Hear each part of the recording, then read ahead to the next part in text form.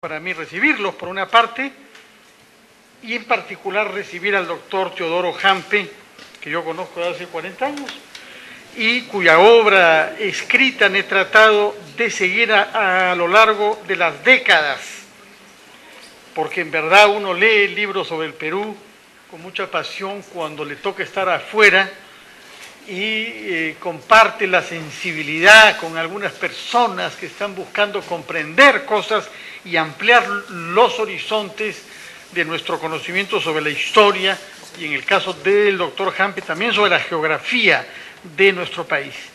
Teodoro Hampe hizo estudios de historia en la Pontificia Universidad Católica del Perú antes de viajar a España, donde obtuvo un doctorado en historia y geografía en la Universidad Complutense de Madrid.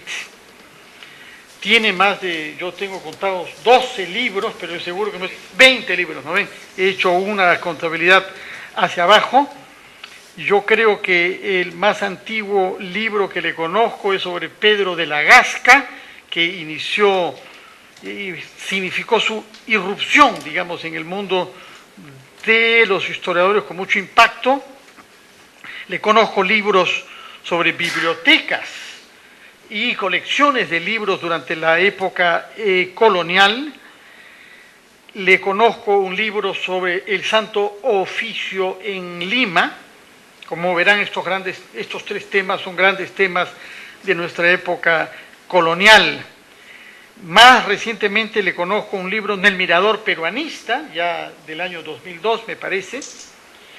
Lo conozco como editor también, puesto que junto al querido historiador desaparecido Franklin Pease editó Crónicas de la época del Virreinato también, y un libro como editor, La tradición clásica en el Perú virreinal, que es un tema mayúsculo.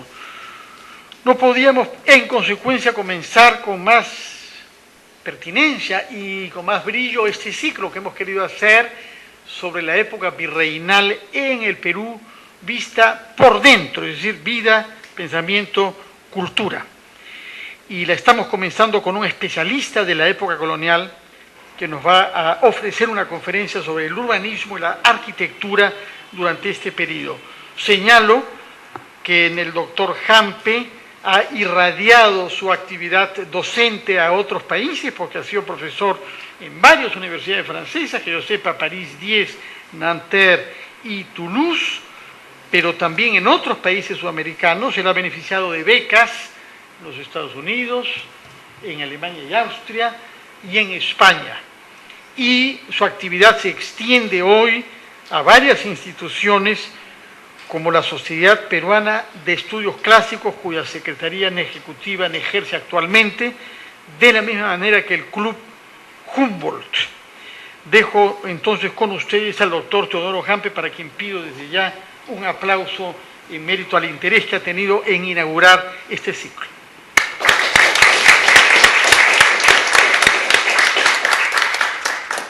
Muchas gracias, muy buenas noches a todos y sobre todo a mi buen amigo, el señor Fernando Carballo, a quien celebro ver ahora como director de este Centro Cultural Inca Garcilaso de la Cancillería peruana, y le agradezco por sus generosas y abundantísimas palabras de presentación que me comprometen ante el público. Bueno, efectivamente, el Centro Cultural Inca Garcilaso lanza en este mes de las letras, ¿no? Mes de abril, un ciclo de conferencias revisitando, diríamos con término típicamente anglosajón, el virreinato, la época del dominio colonial español en el Perú y en América. Y veo que voy a estar acompañado en los siguientes miércoles de este mes por buenos colegas que van a tratar temas muy interesantes y mucho más profundos, digamos mucho más espirituales, de manera que entiendo yo que mi aporte será sobre todo la parte material, para saber cuál era el ambiente social en el cual se desenvolvió ese mundo colonial que se va a ir desgranando en las siguientes semanas. Veo que el miércoles 10 hablará el doctor Pedro Gibovich sobre el tema de libros y lectores. Él es un gran especialista en esas materias y seguramente les dará una buena pista sobre los libros que circulaban, los libros que estaban censurados y aquellos otros que aún siendo censurados llegaron a las manos de acuciosos lectores en aquellos tiempos. También en ese ámbito espiritual, un poco filosófico y cultural, el profesor Sandro Donofrio hablará el miércoles 17 sobre filosofía y pensadores en la colonia. No hay que pensar que todo lo que fue filosofía peruana en aquellos tiempos fue recibido de afuera, ¿no es cierto? Ya desde algún tiempo algunos colegas y yo mismo estamos abocados a una intención de recoger lo que fue creación de pensamiento original propio, que respondía, bueno, básicamente a los intereses del estamento dominante criollo, pero que fue una creación propia peruana, hispanoamericana, obviamente alimentada por una serie de luces y referentes del viejo mundo europeo. Y para cerrar este ciclo de manera con broche de oro, diríamos, el maestro José Quesada Maquiavelo va a hablar y a lo mejor seguramente le va a dejar oír algunos acordes musicales del tema que él tanto conoce, que es el barroco musical o la música barroca en esta ciudad de los reyes.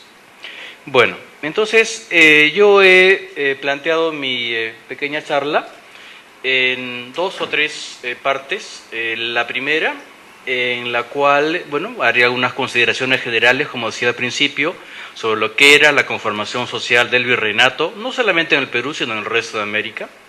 Una segunda parte, más bien clásica diríamos, en la cual quisiera peinar, bueno, por encima, ya que el tiempo es corto y son cosas más o menos conocidas, la clasificación, digamos, tradicional de los estilos que imperaron en la arquitectura de los tiempos virreinales. Y en una tercera parte quisiera retomar las investigaciones recientes de algunos colegas que mencionaré en su debido momento, que se han planteado un replanteamiento de la cronología de los períodos en los cuales se puede entender la historia del arte y de la arquitectura en el Perú virreinal. Y al final dejaremos unos minutos, no solamente para conversar con ustedes o discutir, lo cual me encantará, sino también he hecho una selección de imágenes, creo que unas 50 diapositivas, que les voy a presentar para que se entienda quizá de manera más gráfica y mejor algunos puntos que habré tratado en estas partes iniciales de la charla. Bueno, para no excederme en el tiempo voy a hacer uso de mi reloj, ya que no quiero agobiarles con su demasiada paciencia. Hablemos entonces de cómo se conformaba el virreinato. Hablemos de población, ¿no? Porque, bueno, primero que todo hay que hablar numéricamente para entendernos mejor. Hay innumerables discusiones, investigaciones y reflexiones que han tratado de cuantificar la población que tenía el Tahuantinsuyo, el imperio de los incas, al momento del contacto con Europa. Utilizo la palabra contacto, que es la que hoy día, bueno, está en boga en las ciencias sociales, para no hablar de conquista, de invasión, de otros términos que pueden ser muy polémicos y que han traído evidentemente mucha cola. Pero hablaremos del contacto, que es algo un poco más sobrio. Se calcula, sin embargo, ¿no? Hay tesis maximalistas y minimalistas, como en todo en la vida, pero un término promedio de que había 6 millones de habitantes en el Gran Tahuantinsuyo, que es el que dominó Huayna Cápac, hacia 1530, cuando se produce el contacto con Europa. Utilizo la palabra contacto por lo que ya mencioné y aparte porque la primera gran víctima de ese contacto, que fue ante todo un contacto biológico, virológico, fue el ya mencionado Inca Huayna Cápac, que murió afectado de viruelas, una enfermedad importada por los conquistadores europeos, de manera que fue la primera víctima notable de este contacto. Hay una investigadora española, profesora de la Complutense, la doctora Concepción Bravo Guerreira, que se ha abocado a dilucidar la fecha en la cual pudo haber muerto Huayna Cápac y sugiere el año de 1530, o sea, a medio camino entre el segundo y el tercer viaje de Pizarro.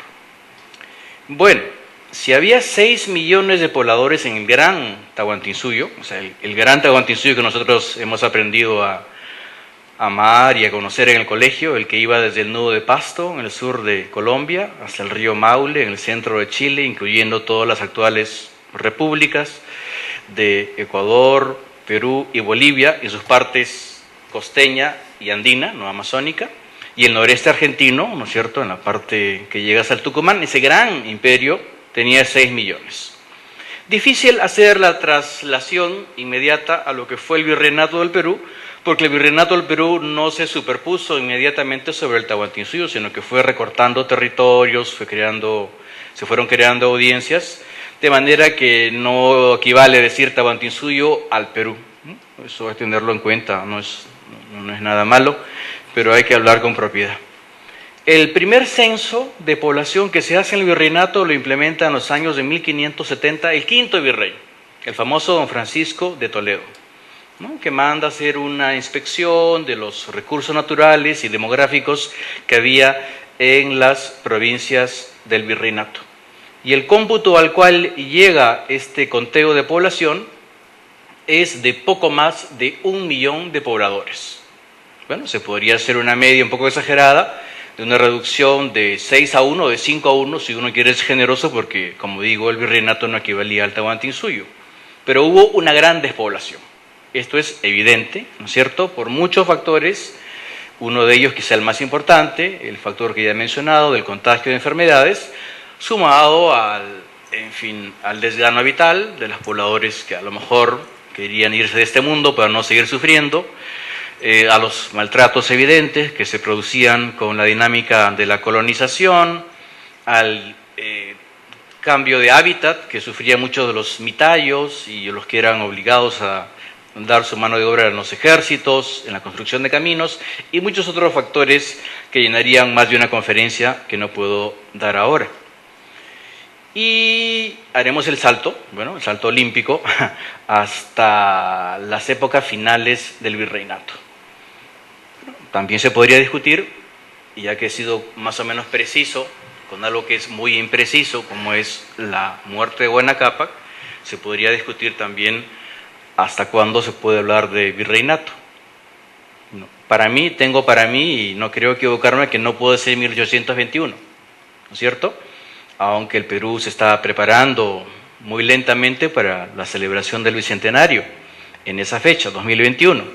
No puede ser esa fecha porque todavía, hasta el año de 1824, convivió un gobierno independiente, todavía no diré republicano porque no se había fijado la forma de gobierno en Lima, con un gobierno virreinal en Cusco, ¿no? Eso hay que tenerlo en cuenta, es una cosa paradójica, pero hay que repetirla 1 y 1000 veces para crear conciencia de verdad histórica entre la nacionalidad peruana, de que el Cusco, habiendo sido la sede del gran imperio incaico, terminó siendo la última sede de gobierno español en el país. El virrey La Serna simplemente se marchó, ¿no?, abandonó la ciudad de Lima al producirse la ocupación de esta ciudad por las tropas del Ejército Libertador, y marchó a su segunda sede de gobierno, que era la Audiencia del Cusco, y allí siguió dando nombramientos, cobrando impuestos, haciendo la guerra, como, bueno, si nada hubiera pasado.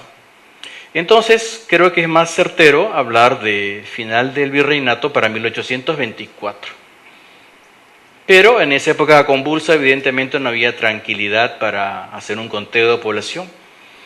El otro gran censo que utilizan los demógrafos para, ¿no?, hacer un seguimiento poblacional es el que en los años de 1790 aplicó el virrey Francisco Gil de Taboada. En ese cómputo de población se llegó a ubicar en el Perú, que tampoco era el Perú de los incas, ni el Perú que hace un rato mencionaba, sino un Perú recortado, una población de entre 1.200.000 y 1.500.000 habitantes. Ya ahí no estamos computando la audiencia de Quito, porque ustedes saben perfectamente que Quito pasó a pertenecer al virreinato de la Nueva Granada, y tampoco estamos computando la audiencia de Charcas, que todo el mundo sabe que pasó a pertenecer al Río de la Plata. De manera que eso ya se parece mucho más al Perú de ahora, aunque incluía Guayaquil y otros territorios que hemos ido lamentablemente perdiendo en el curso de las décadas. ¿Qué pasó?